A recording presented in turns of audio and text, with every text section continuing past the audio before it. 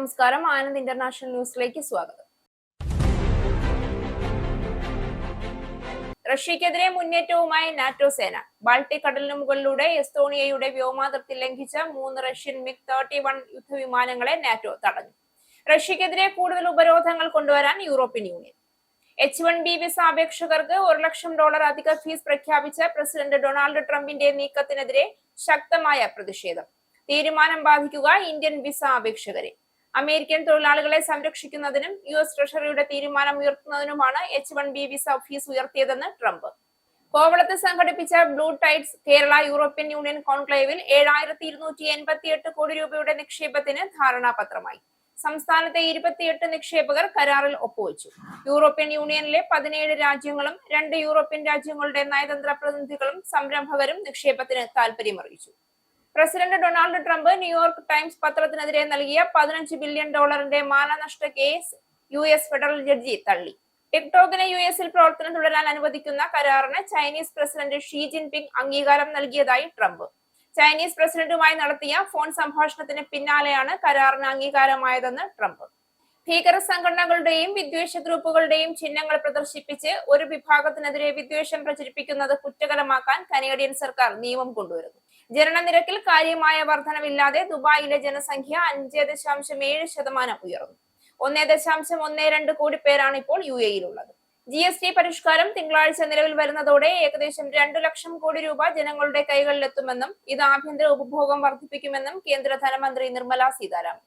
ലോക ജേതാക്കളായ അർജന്റീനൻ football team Lionel മെസ്സിയുടെ നേതൃത്വത്തിൽ നവംബറിൽ തന്നെ പന്ത് തട്ടാൻ കേരളത്തിലെത്തും. അന്താരാഷ്ട്ര സൗഹൃദ മത്സരത്തിന് കൊച്ചി വേദിയാകുമെന്നാണ് അന്തിമ തീരുമാനം.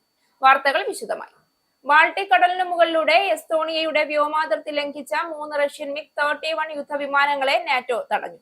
റഷ്യൻ യുദ്ധവിമാനങ്ങൾ 12 മിനിറ്റ് എസ്തോണിയ അതിർത്തി കടന്നു കയറിയെന്ന് വ്യക്തമാക്കിയ നാറ്റോ ഇത് മോസ്കോയുടെ അശ്രദ്ധമായ പെരുമാറ്റത്തിന്റെ വെളിവാണെന്ന് വിശേഷിപ്പിച്ചു.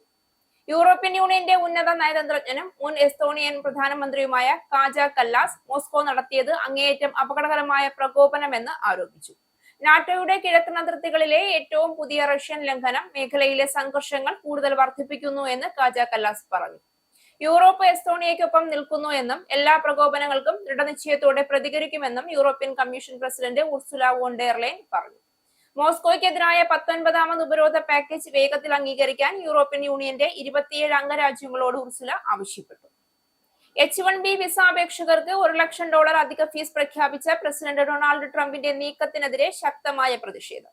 തീരുമാനം വീണ്ടും വിചാരമില്ലാത്തതും നിർഭാഗ്യകരവുമാണെന്ന് US നിയമനിർമ്മാതാക്കളും കമ്മ്യൂണിറ്റി നേതാക്കളും ഒരുപോലെ പ്രതികരിച്ചു. ടെക് മേഖലകളിൽ ജോലി നോക്കുന്ന പ്രത്യേകിച്ച് ഇന്ത്യയിൽ നിന്നുള്ള ഉദ്യോഗാർത്ഥികളെയാണ് പ്രധാനമായും പുതിയ തീരുമാനം ബാധിക്കുക. H-1B വിസ അപേക്ഷകരുടെ കണക്കിൽ ഇന്ത്യ മുന്നിലാണ്. ചൈനയും കാനഡയുമാണ് തൊട്ടുപിന്നിൽ. ഇന്ത്യയിൽ നിന്ന് ജോലി തേടി US-ലേക്ക് പോകുന്ന IT ജീവനക്കാരെയാണ് പ്രഖ്യാപനം ഏറ്റവും പ്രതികൂലമായി ബാധിക്കുക. അമേരിക്കൻ തൊഴിലാളികളെ സംരക്ഷിക്കുന്നതിനും US ട്രഷറിയുടെ വരുമാനം ഉയർത്തുന്നതിനുമാണ് H-1B വിസ ഫീസ് ഉയർത്തിയതെന്ന് ട്രംപ് പറഞ്ഞു. H-1B വിസ ഫീസ് $1 ലക്ഷം കൂടി ഉയർത്തിയ നീക്കം ദീർഘകാലമായി രാജ്യത്തെ ശക്തിപ്പെടുത്തുകയും ദശലക്ഷക്കണക്കിന് അമേരിക്കക്കാർക്ക് തൊഴിൽ നൽകുന്ന വ്യവസായങ്ങൾ നിർമ്മിക്കാൻ സഹായിക്കുകയും ചെയ്ത ഉയർന്ന വൈദഗ്ധ്യമുള്ള തൊഴിലാളികളിൽ നിന്ന് അമേരിക്കയെ വേർപെടുത്താനുള്ള ശ്രമമാണ് എന്ന് കോൺഗ്രസ് അംഗം രാജാ കൃഷ്ണമൂർത്തി വിശേഷിപ്പിച്ചു. സമുദ്ര സമ്പദ് വ്യവസ്ഥയുടെ അനന്ത സാധ്യത ലോകത്തിനു മുന്നിൽ തുറന്നിട്ട് കേരളത്തിന്റെ പുതുചുവട്. 2 തീരങ്ങൾ ഒരേ കാഴ്ചപ്പാട് എന്ന പ്രമേയത്തിൽ സംഘടിപ്പിച്ച blue tides Kerala European union കോൺക്ലേവിൽ 7,288 കോടി രൂപയുടെ നിക്ഷേപത്തിന് ധാരണാപത്രമായി. സംസ്ഥാനത്തെ 28 നിക്ഷേപകരാണ് കരാറിൽ ഒപ്പുവെച്ചത്. യൂറോപ്യൻ യൂണിയനിലെ 17 രാജ്യങ്ങളും 2 യൂറോപ്യൻ രാജ്യങ്ങളുടെ നയതന്ത്ര പ്രതിനിധികളും സംരംഭകരും നിക്ഷേപത്തിന് താൽപര്യമറിയിച്ചു. ഇതിൽ വിദേശകാര്യ മന്ത്രാലയത്തിന്റെ അനുമതിയോടെ തുടർ നടപടി സ്വീകരിക്കുമെന്ന് ഫിഷറീസ് മന്ത്രി സജി ചെറിയാൻ അറിയിച്ചു. മറൈൻ ലോജിസ്റ്റിക്സ്, അക്വാകൾച്ചർ, മത്സ്യബന്ധനം, തീരദേശ ടൂറിസം, പുനരുപയോഗ ഊർജ്ജം, ഹരിത സാങ്കേതിക വിദ്യ തുടങ്ങിയ മേഖലകളിലെ പങ്കാളിത്തം, നൈപുണ്യ വികസനം, അക്കാദമിക് സഹകരണം, തൊഴിൽ സാധ്യത, നയനവീകരണം, സംയുക്ത ഗവേഷണ വികസനം, സ്റ്റാർട്ടപ്പ് നവീകരണം എന്നിവയിലെ സംയുക്ത സംരംഭങ്ങളും കോൺക്ലേവിൽ ചർച്ചയായി. യൂറോപ്യൻ യൂണിയനുമായി സഹകരിച്ച് പ്രവർത്തിക്കാൻ സംയുക്ത പ്ലാറ്റ്ഫോമും നോഡൽ പോയിന്റും അനുവദിക്കണമെന്ന ആവശ്യം ഉയർന്നിട്ടുണ്ട്. ഈ സംവിധാനം വരുന്നതോടെ അംഗരാജ്യങ്ങളുമായുള്ള സഹകരണം ശക്തിപ്പെടുത്താൻ കഴിയുമെന്ന് European union ambassador herb Delphin പറഞ്ഞു. സഹകരണത്തിന്റെയും നവീകരണത്തിന്റെയും സുസ്ഥിരതയുടെയും ലക്ഷ്യങ്ങളിലേക്കുള്ള കൂട്ടായ യാത്രയിലെ സുപ്രധാന നാഴികക്കല്ലാണിതെന്നും കോവളം ലീല റാവിസ് ഹോട്ടലിൽ നടന്ന സമ്മേളനം ഉദ്ഘാടനം ചെയ്ത മുഖ്യമന്ത്രി പിണറായി വിജയൻ പറഞ്ഞു. സമുദ്ര സമ്പദ് വ്യവസ്ഥ വഴി ഇന്ത്യ യൂറോപ്പ് സഹകരണത്തിന് കേരളം പാലമായി മാറുമെന്ന് പ്രതീക്ഷിക്കുന്നതായി മുഖ്യമന്ത്രി കൂട്ടിച്ചേർത്തു. യൂറോപ്യൻ യൂണിയന്റെ India Bhutan ambassador Herve Delphin, കേന്ദ്ര ഫിഷറീസ് മന്ത്രി രാജീവ് രഞ്ജൻ സിംഗ്, ഫിഷറീസ് സഹമന്ത്രി ജോർജ് കുര്യൻ, മന്ത്രിമാരായ കെ രാജൻ, കെ എൻ ബാലഗോപാൽ, രാമചന്ദ്രൻ കടന്നപ്പള്ളി, ജെ ചിഞ്ചുറാണി, വീണ ജോർജ്, പി എ മുഹമ്മദ് റിയാസ്, വ്യവസായി M A Yusuff Ali, chief secretary doctor A Jayathilak തുടങ്ങിയവരും ചടങ്ങിൽ പങ്കെടുത്തു. President Donald Trump New York Times പത്രത്തിനെതിരെ നൽകിയ $15 ബില്യൺ മാനനഷ്ട കേസ് US ഫെഡറൽ ജഡ്ജി തള്ളി. അതിൽ അന്തരിച്ച ലൈംഗിക കുറ്റവാളി ജെഫ്രി എപ്സ്റ്റീനുമായുള്ള ബന്ധവും ഉൾപ്പെടുന്നു. കോടതിയിൽ നിന്ന് ആശ്വാസം അർഹിക്കുന്നത് എന്തുകൊണ്ടാണെന്ന് അപേക്ഷകർ ഹ്രസ്വവും വ്യക്തവുമായ പ്രസ്താവനയിൽ വിശദീകരിക്കണമെന്ന ഫെഡറൽ നിയമം ട്രംപ് ലംഘിച്ചുവെന്ന് US ജില്ലാ ജഡ്ജി സ്റ്റീവൻ മിറഡെ പറഞ്ഞു. അപമാനിക്കാനുള്ള ഒരു വേദിയായോ എതിരാളികൾക്കെതിരെ സംസാരിക്കാനുള്ള ഒരു വേദിയായോ ഒരു കേസ് ഉപയോഗിക്കാൻ കഴിയില്ല എന്ന് അദ്ദേഹം ഊന്നി പറഞ്ഞു. നിയമപരമായ പരാതി എന്നാൽ എതിരാളിക്കെതിരെ രോക്ഷം പ്രകടിപ്പിക്കാനുള്ള സംരക്ഷിത വേദിയല്ല എന്ന് പറഞ്ഞ ജഡ്ജ് ഭേദഗതി ചെയ്ത പരാതി ഫയൽ ചെയ്യാൻ ട്രംപിന് 28 ദിവസത്തെ സമയം നൽകി. ടിക്ടോക്കിനെ US പ്രവർത്തനം തുടരാൻ അനുവദിക്കുന്ന കരാറിന് ചൈനീസ് പ്രസിഡന്റ് ഷീ ജിൻപിങ് അംഗീകാരം നൽകിയതായി ട്രംപ്. ചൈനീസ് പ്രസിഡന്റുമായി നടത്തിയ ഫോൺ സംഭാഷണത്തിന് പിന്നാലെയാണ് കരാറിന് അംഗീകാരമായതെന്ന് അദ്ദേഹം പറഞ്ഞു. 2026 തുടക്കത്തിൽ താൻ ചൈനയിലേക്ക് പോകുമെന്നും ഷിയുമായുള്ള തന്റെ ഫോൺ കോൾ വളരെ ഫലപ്രദമായിരുന്നു എന്നും ട്രംപ് പറഞ്ഞു. വ്യാപാരം, ഫെന്റനൈൽ കടത്ത്, യുക്രൈൻ യുദ്ധം, യുണൈറ്റഡ് സ്റ്റേറ്റ്സിൽ ടിക്ടോക്ക് പ്രവർത്തനം നിലനിർത്തുന്നതിനുള്ള കരാറിന്റെ അംഗീകാരം എന്നിവയുൾപ്പെടെ നിരവധി വിഷയങ്ങളിൽ മികച്ച ചർച്ച നടന്നതായി ട്രംപ് ട്രൂത്ത് സോഷ്യലിലെ പോസ്റ്റിൽ എഴുതി. എങ്കിലും ടിക്ടോക്ക് കരാറിന്റെ വിശദാംശങ്ങളൊന്നും ട്രംപ് പങ്കുവച്ചില്ല. ഈ വർഷം അവസാനം ദക്ഷിണ കൊറിയയിൽ നടക്കുന്ന APEC ഉച്ചകോടിയിൽ താനും ഷിയും നേരിട്ട് കാണാൻ സമ്മതിച്ചതായും രാജ്യ സന്ദർശന ചർച്ചകൾ ചെയ്തതായും ട്രംപ് കൂട്ടിച്ചേർത്തു. 2026 തുടക്കത്തിൽ താൻ ചൈനയിലേക്ക് പോകുമെന്നും ഷീ ജിൻപിങ് പിന്നീട് അമേരിക്ക സന്ദർശിക്കുമെന്നും ട്രംപ് പങ്കുവച്ചു. ഭീകര സംഘടനകളുടെയും വിദ്വേഷ ഗ്രൂപ്പുകളുടെയും ചിഹ്നങ്ങൾ പ്രദർശിപ്പിച്ച് ഒരു വിഭാഗത്തിനെതിരെ വിദ്വേഷം പ്രചരിപ്പിക്കുന്നത് കുറ്റകരമാക്കാൻ കനേഡിയൻ സർക്കാർ നിയമം കൊണ്ടുവരുന്നു. മന്ത്രി ഷോൺ ഫ്രേസർ വെള്ളിയാഴ്ച പാർലമെന്റിൽ ബിൽ അവതരിപ്പിക്കും. ആരാധനാലയങ്ങൾ, സ്കൂളുകൾ, കമ്മ്യൂണിറ്റി സെന്ററുകൾ, ഡേ കെയറുകൾ എന്നിവിടങ്ങളിൽ തടസ്സം സൃഷ്ടിക്കുന്നതും ഭീഷണിപ്പെടുത്തലും കുറ്റകരമായി കണക്കാക്കും. ഹമാസ്, ഹിസ്ബുള്ള പോലുള്ള ഭീകര സംഘടനകളുടെ പതാകകൾ ഉയർത്തുന്ന സംഭവങ്ങളെ തുടർന്ന് ജൂത സംഘടനകൾ ആശങ്ക പ്രകടിപ്പിച്ചിരുന്നു. വീട്ടിൽ സ്വകാര്യമായി ചിഹ്നങ്ങൾ സൂക്ഷിക്കുന്നതോ പ്രദർശിപ്പിക്കുന്നതോ കുറ്റകരമാക്കില്ല എന്ന് സർക്കാർ വ്യക്തമാക്കി. ഹേറ്റ് ക്രൈമിന് വ്യക്തമായ നിയമനിർവചനം നൽകാനും കുറ്റം ചുമത്താൻ ഇനി അറ്റോർണി ജനറലിന്റെ സമ്മതം വേണ്ട എന്ന വ്യവസ്ഥ ഒഴിവാക്കാനുമാണ് തീരുമാനം. കാനഡയിൽ തൊഴിലില്ലായ്മ സഹായം ഏറ്റുവാങ്ങുന്നവരുടെ എണ്ണത്തിൽ വർധനവ്. ഫെബ്രുവരി 2022 ശേഷം തൊഴിലില്ലായ്മ ഇൻഷുറൻസ് സഹായം സ്വീകരിക്കുന്ന കാനഡക്കാരുടെ എണ്ണം ഏറ്റവും ഉയർന്ന നിലയിലെത്തി. സ്റ്റാറ്റിസ്റ്റിക്സ് കാനഡ പുറത്തുവിട്ട കണക്കുകൾ പ്രകാരം 2025 ജൂലൈയിൽ സഹായം ഏറ്റുവാങ്ങുന്നവരുടെ എണ്ണം മുൻമാസത്തേക്കാൾ 1.2% ഉയർന്നു. ഈ വർഷം മാത്രം 64,000 പേർ അധികമായി സഹായം വാങ്ങിയിട്ടുണ്ട്. ആകെ 13.2% വർധനവ് രേഖപ്പെടുത്തി. തൊഴിൽ വിപണി US തീരുവകളുടെ ആഘാതത്തിൽ തളർന്നതോടെ തൊഴിലില്ലായ്മ നിരക്ക് 7.1% ഉയർന്നിരുന്നു. ഇതിന് പിന്നാലെയാണ് ഈ റിപ്പോർട്ട്. 25-നും 54-നും ഇടയിലുള്ള സ്ത്രീകളാണ് സഹായം വാങ്ങുന്നവരിൽ കൂടുതൽ. US ഇറക്കുമതി തീരുവകളുടെ ആഘാതം മൂലം തൊഴിൽ വിപണി വേഗത്തിൽ വളർന്നതും അതിനെ തുടർന്ന് ബാങ്ക് ഓഫ് കാനഡ പലിശ നിരക്കുകൾ കുറയ്ക്കേണ്ട സാഹചര്യം വന്നതും പ്രധാന കാരണമായി കാണപ്പെടുന്നു. അമേരിക്കൻ പ്രസിഡന്റ് ഡൊണാൾഡ് ട്രംപിന്റെ കടുത്ത കുടിയേറ്റ നയങ്ങൾക്കു പിന്നാലെ കാനഡയിലേക്ക് എത്തുന്ന അഭയാർത്ഥികളുടെ എണ്ണത്തിൽ വൻ വർധനവ്. ന്യൂയോർക്ക് ക്യൂബക് അതിർത്തിയിലെ സെന്റ് ബെർണാഡ് ഡെ ലെക്കോൾ അതിർത്തി കവാടത്തിലൂടെ കാനഡയിലെത്തുന്ന അഭയാർത്ഥികളുടെ എണ്ണം വൻതോതിൽ വർദ്ധിച്ചിരിക്കുകയാണ്. ട്രംപിന്റെ കടുത്ത കുടിയേറ്റ നയങ്ങൾ US-ലെ കുടിയേറ്റക്കാർക്ക് പുറമെ ചില പൗരന്മാരെ പോലും കാനഡയിൽ അഭയം തേടാൻ പ്രേരിപ്പിക്കുകയാണ്. കാനഡ അതിർത്തി സേനാ ഏജൻസിയുടെ കണക്കുകൾ പ്രകാരം ജൂലൈ മാസത്തിന്റെ തുടക്കം മുതൽ 5,500-ലധികം അഭയാർത്ഥി അപേക്ഷകൾ കാനഡ സ്വീകരിച്ചു. കഴിഞ്ഞ വർഷം ഇതേ കാലയളവിനേക്കാൾ 263% കൂടുതലാണിത്. ട്രംപ് ഭരണകൂടം താൽക്കാലിക നിയമപരമായ പദവി ഉണ്ടായിരുന്ന ലക്ഷക്കണക്കിന് കുടിയേറ്റക്കാരുടെ സംരക്ഷണം പിൻവലിക്കുകയും റെയ്ഡുകൾ വ്യാപിപ്പിക്കുകയും ചെയ്തിട്ടുണ്ട്. ഈ ആഴ്ച മെംഫിസിലേക്കും ലോസ് ഏഞ്ചൽസ്, വാഷിംഗ്ടൺ എന്നിവിടങ്ങളിലേക്കും നാഷണൽ ഗാർഡിനെ അയക്കാൻ ട്രംപ് അനുമതി നൽകി. ഇനി പൗണ്ട്, യൂറോ, ഡോളർ, രൂപ ഇന്നത്തെ വിനിമയ നിരക്ക്. ഒരു പൗണ്ട് 118.63 ഇന്ത്യൻ രൂപ, ഒരു US ഡോളർ 88.09 ഇന്ത്യൻ രൂപ, ഒരു യൂറോ 103.46 ഇന്ത്യൻ രൂപ, ഒരു പൗണ്ട് 1.36 US ഡോളർ, ഒരു കനേഡിയൻ ഡോളർ 63.92 ഇന്ത്യൻ രൂപ. ഇനി ഒരു ഇടവേളയ്ക്ക് ശേഷം Gulf news. Book your Indigo flight tickets easily and safely with Anand Travel. Call UK number 020-8548-4897. Indian cell number 918921120509.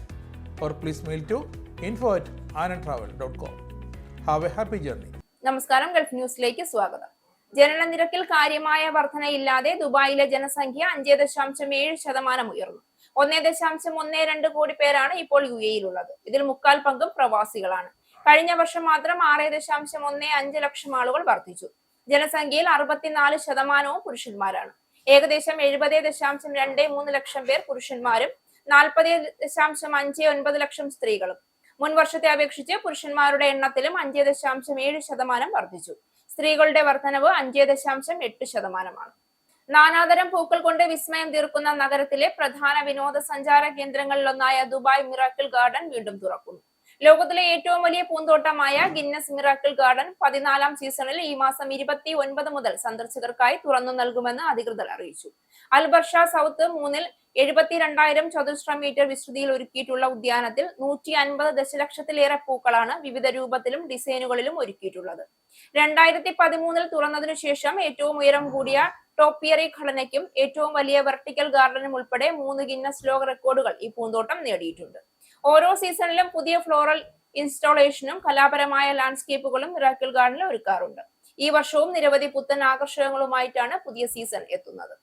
ലോകത്തെങ്ങു നിന്നുമുള്ള പ്രമുഖ കലാകാരന്മാരെ അണിനിരത്തുന്ന സാദിയാത്ത് നൈറ്റ്സ് വീണ്ടും എത്തുന്നു.